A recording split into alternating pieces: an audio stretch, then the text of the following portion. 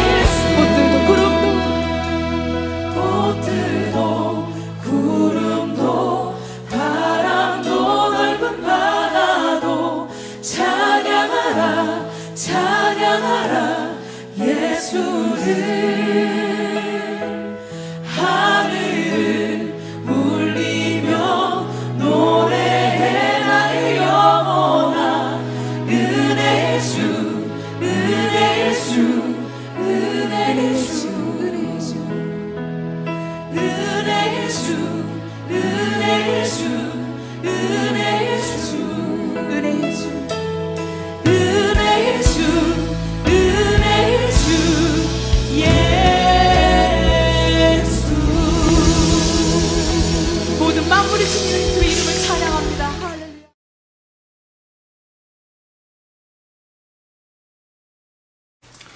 상상을 초월하는 하나님의 능력, 방법이라는 말씀을 가지고 우리 출애굽기 10장 11절에서 20절 말씀을 살펴보도록 하겠습니다. 하나님의 살아계심은 다양하게 증거될 수 있습니다. 사계절의 변화, 또 여러가지 들에서 피어나는 꽃들, 또 산이나 바다를 가보아도 하나님께서 높고 또 위대하시다는 것을 우리는 알게 됩니다. 하나님은 계속적으로 고집을 피우고 있는 바로를 향해서도 여러가지 재앙을 통해 하나님의 살아계심을 나타내기를 원하셨습니다. 재앙을 주신 목적은 바로와 이스라엘 사람들에게 하나님이 여호와이심을 증거하기 위함이었습니다. 우박재앙을 통해 일부 애굽 사람들이 떨어지는 우박에 맞아서 많이 죽게 되었습니다. 메뚜기 재앙은 모든 생명이 위협당하는 재앙입니다. 점점 애굽 땅에 하나님의 재앙은 점점 강해져 갔고 여호와의 살아계심을 증거하는 기적의 강도는 더욱더 높아져 갔습니다. 하나님의 생각은 인간의 생각과 다릅니다. 하나님은 시간과 공간을 초월하시는 전지전능하신 분이십니다. 사람은 아무리 노력을 해도 하나님을 다 알 수는 없습니다. 우리가 어떻게 하나님을 다 알 수가 있겠습니까? 우리가 어떻게 애굽에 내린 재앙이 바로와 이스라엘 사람들에게 하나님이 여호와이심을 증거하는 것이라고 말할 수 있겠습니까? 그러나 그것이 하나님이 여호와이심을 증거라고 말할 수 있는 이유는 딱 한 가지밖에 없습니다. 바로 하나님이 그렇게 말씀하셨기 때문에 그렇습니다.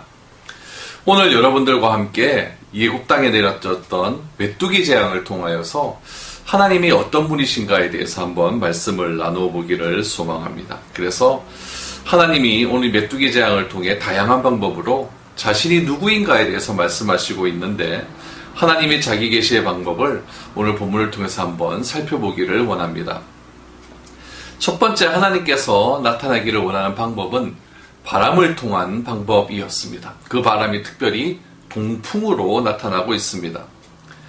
바로가 여러 가지 재앙을 통하여서도 꿈쩍도 하지 않고 부분적인 타협을 내보이면서 다시 거절하자 하나님은 모세에게 메뚜기 떼를 불러오도록 명령하십니다. 모세는 하나님의 명령을 따라 자신의 지팡이로 애굽 땅을 쳐서 메뚜기를 불러 모으기 시작을 합니다. 13절 말씀을 보십시오. 모세가 애굽 땅 위에 그 지팡이를 들매 여호와께서 동풍을 일으켜 온 낮과 온 밤에 불게 하시니 아침이 되매 동풍이 메뚜기를 불러들인지라 라는 말씀이 있습니다. 하나님은 먼지나 티끝으로 메뚜기 떼를 창조하신 부르신 것이 아니라 강한 동풍을 사용하셔서 메뚜기 떼를 시내 반도에서 애굽으로 날라오게 하셨습니다. 그렇게 하루 종일 동풍이 불어오자 그 다음날 아침에 메뚜기 떼가 온 애굽 땅을 뒤엎게 되었습니다. 본 구절에 보면은 고센 땅, 이스라엘이 살고 있는 고센 땅에 대해서는 아무런 언급이 없었지만 이스라엘 백성은 피해는 보지 없었을 것으로 성경은 기록하고 있습니다. 애굽 온 땅을 덮는 메뚜기 떼는 우박을 피한 모든 나무와 열매를 먹어치워 어느 곳에서도 푸른 것을 남겨놓지 않았습니다. 오늘날에도 메뚜기 떼는 근동지역의 무서운 재난 중에 하나로 여겨지고 있습니다. 메뚜기는 검은 구름처럼 하늘을 뒤엎으며 날아다니는데 그 수가 너무 많아서 잠시 온 땅에 어두움이 덮인 것처럼 보이기도 합니다. 그리고 엄청난 식욕으로 먹어치워 메뚜기 떼가 지나간 자리는 황폐와 기근만 남게 됩니다. 실제적인 기록을 살펴보게 되면은 1889년에 메뚜기 떼가 홍해를 건너 애굽의 2,500평방킬로미터나 되는 지역을 초토화시켜버린 기록이 있습니다. 2,500평방킬로미터를 평으로 환산을 하면은 7억 5,600평 정도 됩니다. 물론 이집트 전체 땅의 넓이는 100만 평방킬로미터입니다. 평으로 환산하면 300억 평 정도 되는 넓은 땅이죠.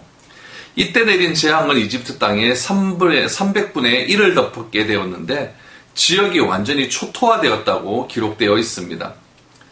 1881년 터키 남쪽 지방에 있는 키프로스 섬에는 1330톤 상당의 메뚜기 알을 파괴한 적이 있습니다.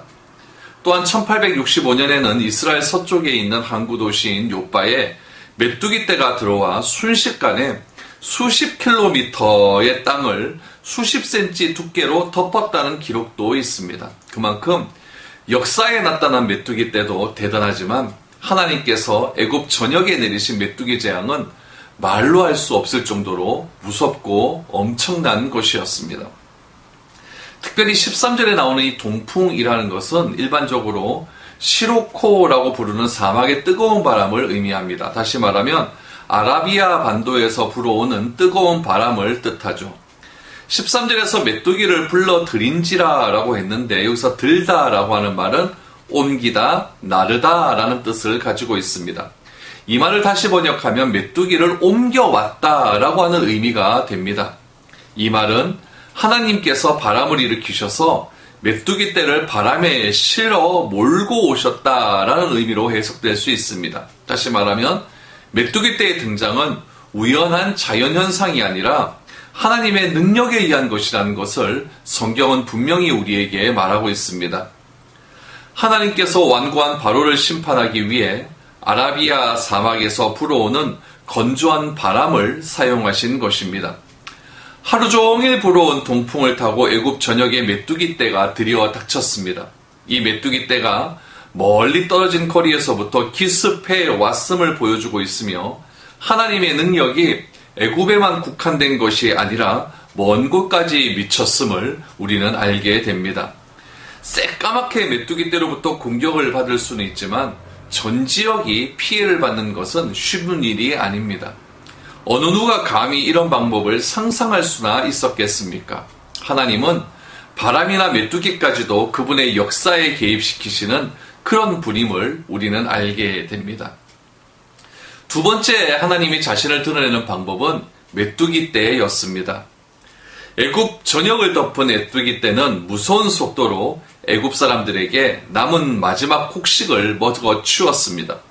15절 말씀을 보시면 메뚜기가 온 땅을 덮어 땅이 어둡게 되었으며 메뚜기가 우박에 상하지 아니한 밭의 채소와 나무 열매를 다 먹었으므로 애굽 온 땅에서 나무나 밭의 채소나 푸른 것은 남지 아니하였더라 라고 말씀합니다. 한번 메뚜기 떼가 몰고 간 자리는 아무것도 남지 않았습니다.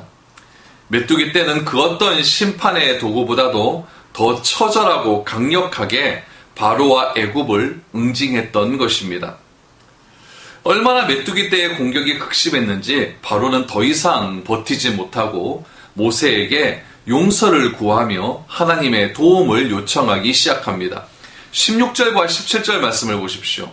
바로가 모세와 아론을 급히 불러 이르되 내가 너희의 하나님 여호와와 너희에게 죄를 지었으니 바라건대 이번만 나의 죄를 용서하고 너희의 하나님 여호와께 구하여 이 죽음만은 내게서 떠나게 하라 라고 말씀합니다.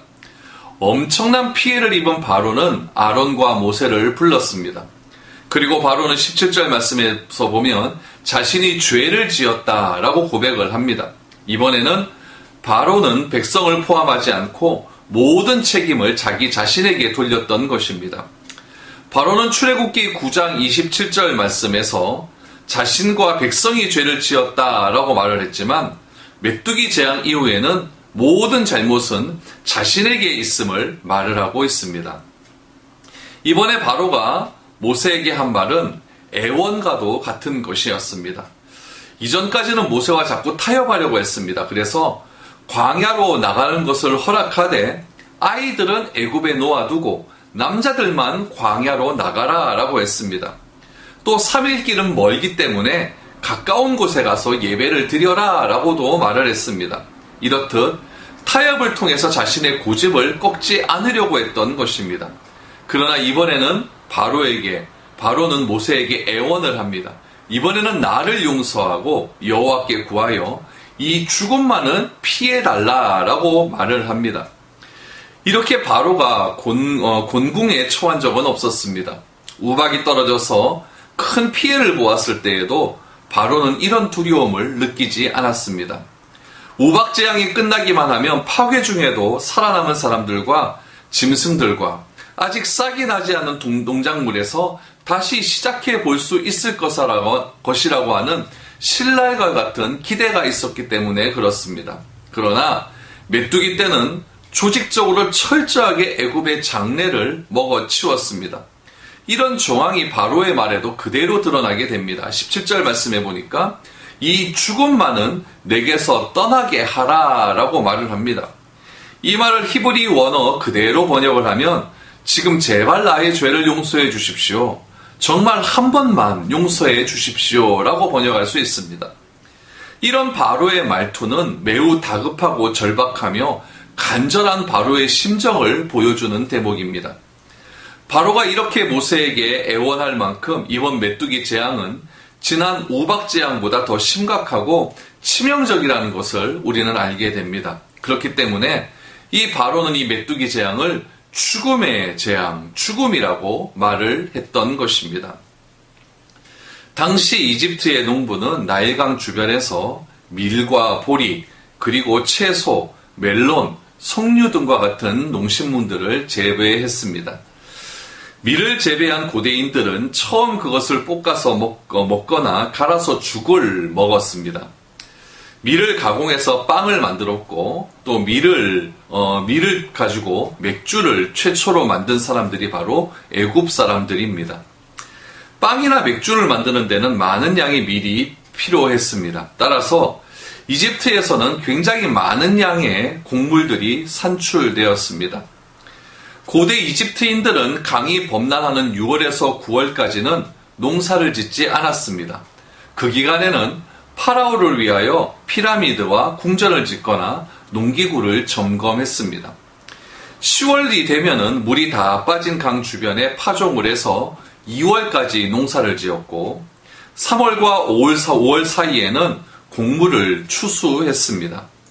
추수 후에는 약간의 채소를 기르거나 다음 범람기를 대비해서 수로를 고치는 일들을 했습니다. 고대 이집트의 농부들은 소를 이용했고 수확 때는 날카로운 부싯돌, 곡괭이, 쟁이들을 사용했습니다. 아낙네와 아이들은 장정들의 뒤를 쫓아다니면서 떨어진 곡식들을 주었습니다. 이렇게 농사를 지으며 1년을 생활했던 애굽인들에게 메뚜기를 통해서 모든 곡물이 하나도 남지 않게 되었던 것입니다. 여러분, 누가 감히 당시 최강의 전력을 가지고 있었던 바로와의 전쟁에서 메뚜기를 출전시킬 수 있었을까요? 하나님은 작은 곤충에 불과한 메뚜기를 동원하셔서 아주 작은 것도 남기지 않고 온 애굽을 초토화시켜 버렸습니다. 하나님의 손에 붙들리면 아무리 연약하고 보잘것이 없는 존재라 할지라도 위대한 능력을 발휘할 수 있게 되는 것입니다. 이런 하나님의 방법이 굉장히 신묘하고 신기하고 측량할 수 없다는 것을 우리는 알게 됩니다. 세 번째 하나님이 자신을 드러내는 방법은 서풍이었습니다. 18절에서 19절 말씀을 보시죠. 그가 바로에게서 나아가 여호와께 구하매 여호와께서 돌이켜 강렬한 서풍을 불게 하사 메뚜기를 홍해에 몰아 넣으시니 애굽 온 땅에 메뚜기가 하나도 남지 아니하니라 라고 말합니다. 모세는 바로 면전 앞에서 하나님께 메뚜기 떼를 제거해달라 라고 기도를 합니다. 하나님은 모세의 기도를 들으시고 강한 서풍으로 모든 메뚜기 떼를 홍해로 날아가게 하셨습니다. 그 바람을 강렬한 서풍으로 표현하고 있습니다. 여기서 서풍으로 번역된 말은 바닷바람으로 표현하는 것이 훨씬 좋습니다. 지리상으로 보시면은 이스라엘은 서쪽에 보면 지중해라고 하는 큰 바다가 있고 동쪽에는 요단강이 있습니다. 요단강 너머로 보면은 굉장히 좋은 그런 농장지대가 곡물지대가 펼쳐지게 됩니다. 그래서 이스라엘의 입장에서 보면 서쪽이라고 하는 것은 바닷바람으로 동일하게 생각을 하고 있습니다. 하지만 애굽의 입장에서 보면 서쪽에 바다가 있는 것이 아닙니다. 애굽은 이스라엘의 남쪽에 위치해 있기 때문에 애굽의 중심으로 하면은 바다는 바로 북쪽에 위치하게 되어 있습니다. 그래서 원문 그대로 바닷바람으로 번역하는 것이 훨씬 좋습니다. 그래서 여호와께서 매우 강한 바닷바람으로 바꾸셨다라는 말이 훨씬 더 맞는 표현일 것입니다. 이스라엘은 바다가 서쪽에 있고 애굽은 바다가 북쪽에 있습니다. 이 메뚜기 떼는 이 바람을 타고 홍해로 날아갔습니다.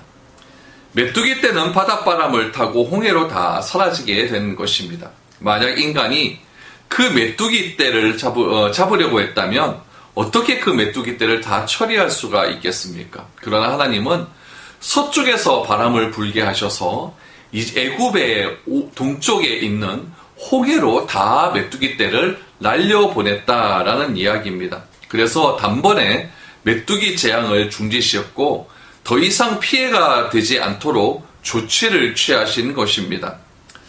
하나님의 전략과 방법은 참으로 참신하고 독창적이십니다. 하나님의 역사는 그 무엇보다도 드라마틱하며 흥미진진합니다. 우리는 인간적인 생각으로 하나님의 일을 판단하기보다는 하나님을 높여드리는 일에 관심을 가져야 합니다. 20절을 보십시오. 그러나 여호와께서 바로의 마음을 완악하게 하셨으므로 이스라엘 자손을 보내지 아니하였더라 라고 기록되어 있습니다. 이것은 하나님께서 애굽에서 역사하고 계신다는 사실이 완전히 증거되고 이스라엘이 자유를 얻게 된 것은 아닙니다. 메뚜기 떼가 없어지자 바로는 다시 고집을 피우기 시작을 합니다. 바로의 완고한 태도는 인간의 지혜로 설명될 수 있는 일이 아니었습니다. 다시 한번 하나님께서는 바로의 마음을 완악하게 하셨습니다. 한때 바로는 교만하고 건방진 자, 단호한 지도력을 가진 자로 묘사되었습니다. 재앙이 심해질수록 그는 협상을 통해 어떻게 해서든 이스라엘을 보내려 하지 않았습니다. 그는 처음에는 이스라엘 백성은 애굽 땅에 가두려고 했습니다. 그리고 그것이 여의치 않자 애굽 영토에 가까운 곳에 두려 했습니다. 다음에는 그들 중 일부를 그 땅에 남겨두려고 했고 이 일이 하나도 성공하지 못하자 그들이 여호와를 섬길 수 있는 기능을 제한해서 내보려고 하기도 했습니다. 그들을 재물 없이 그 땅에서 내보내려고 하는 그런 심산이었던 것입니다. 그러나 메뚜기 재앙으로 거의 죽을 지경이 된 바로는 앞선 경우와는 달리 전혀 다른 모습을 보이게 됩니다. 거만하게 보이던 바로의 모습은 다 사라지게 되었고 모세에게 애원에 가까운 청원을 했습니다. 일찍이 바로가 이런 곤궁에 처한 적이 없었습니다. 메뚜기 재앙으로 전멸의 위기에 봉착하게 되면서 긴박감이 더욱 고조되게 된 것입니다. 여기서 우리는 이 한 몇 가지를 생각해 볼 수 있습니다. 왜 하나님께서는 애굽 땅에 이렇게 많은 재앙을 주셨을까라는 것입니다. 이것은 하나님께서 그만큼 오래 참으시려고 하는 그런 마음을 바로에게 보여주고 있다는 것입니다. 하나님은 그 땅에 임할 죽음의 재앙을 피할 수 있도록 바로에게 여러 번 기회를 주신 것입니다.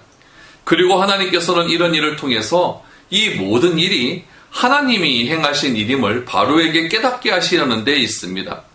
어떤 사람도 10가지의 재앙을 경험하면 이 재앙들이 하나님께 순종하지 않는 자들에 대한 심판이었음을 비로소 깨닫게 되는 것입니다. 또 다음의 질문, 이 재앙의 목적은 무엇일까요? 출애굽기 7장 4절의 말씀처럼 이스라엘을 애굽의 압제에서 건져내기 위함이었습니다. 또한 출애굽기 7장 5절 말씀에 보면 애굽으로 하여금 여호와가 참된 하나님이심을 알게 하기 위함이었습니다. 또한 출애굽기 9장 27절 말씀을 보면 애굽 사람의 죄에 대해 처벌받기 위함이었습니다. 하나님께서는 이런 재앙을 통해서 하나님의 하나님 되심을 말씀해 주셨습니다. 인간은 자신의 관점으로 하나님을 제한해서는 안 됩니다. 하나님을 자신의 수준으로 끌어내어서는 안 된다는 이야기입니다. 전능하신 하나님은 못하실 일이 없는 분이십니다. 불가능을 가능으로 만드시는 하나님을 신뢰해야 됩니다. 코로나19 얼마나 힘든 상황에 처해 있습니까? 인간이 할 수 있는 하나님 일은 하나도 없습니다. 이런 바이러스로 인하여서 우리 모두가 이렇게 힘에 겹고 어려운 상황에 처해 있다고 한다면 우리가 의지해야 될 것은 바로 전능하신 하나님밖에 없다는 사실을 다시 한번 기억해야 됩니다. 이런 시기에 불가능을 가능으로 만드시는 하나님을 더욱더 신뢰하시고 그분의 뜻과 인도하심을 받는 우리 모두가 되어야 될 줄로 믿습니다. 하나님께서는 상상은 초월한 방법으로 자기 자신을 드러내시는 분이십니다. 오늘 이 시기에 우리가 어떻게 살아야 할지를 다시 한번 기억하면서 하나님의 살아계심을 우리의 삶 가운데 체험할 수 있는 저와 여러분들이 될 수 있기를 축복드립니다.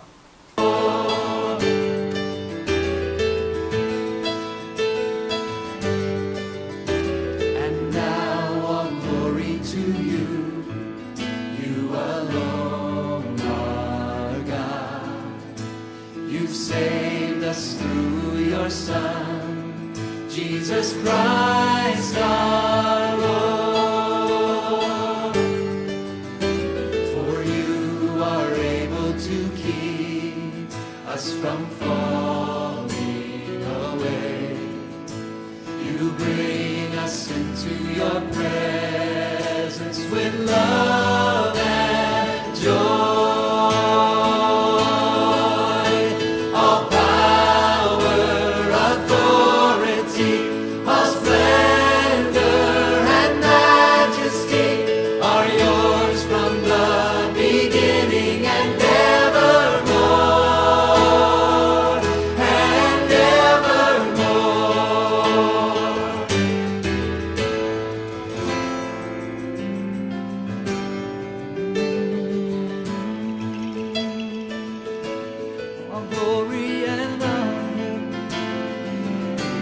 All